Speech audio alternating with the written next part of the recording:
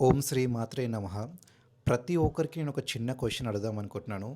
నాంపల్లిలో ఉన్న కాలభైరవ స్వామివారి దేవాలయానికి దాదాపు ప్రతి నెల ఒక 5-10 లక్షల మంది పైగా భక్తులైతే వెళ్లి దర్శనం చేసుకొనొస్తారు. ఒక 50 అడుగులు ముందు వస్తేనే మనకి శ్రీ శ్రీ శ్రీ బంగారు ముత్యాలమ్మ తల్లి దేవాలయం ఉంటుందండి. అది ఒక గ్రామ దేవత. అందరూ ఇక్కడ కాలభైరవ స్వామివారిని దర్శించుకొని అయితే వెళ్తున్నారు. చాలా మంచిదండి. చాలా శక్తివంతమైన స్వామివారు. కాకపోతే అమ్మవారిని దర్శించుకోకుండా కేవలం కాలభైరవ స్వామివారిని దర్శించుకోవడం పోవడం వల్ల దర్శనం కంప్లీట్ అయితది అనుకుంటున్నారా? ఎప్పుడైనా ఒకటి గుర్తుంచుకోండి.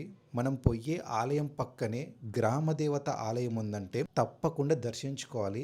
లేకపోతే మనకి పరిపూర్ణమైన దర్శనం కలగదు. నేను మన యూట్యూబ్ ఛానల్‌లో ఒక వీడియో అప్లోడ్ చేశానండి. శ్రీ శ్రీ శ్రీ బంగారు ముత్యాలమ్మ తల్లి దేవాలయంది. ఈ వీడియో లింక్ కింద కూడా నేను లింక్ ఇస్తాను. క్లిక్ చేసి టెంపుల్ వస్తుంది. మన యూట్యూబ్ ఛానల్‌లో వీడియో ఉంటుంది. తప్పకుండా చూడండి.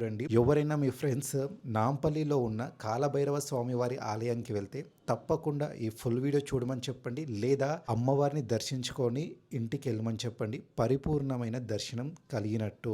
ఓం శ్రీ మాత్రే నమః. హర హర మహాదేవ శంభో శంకర.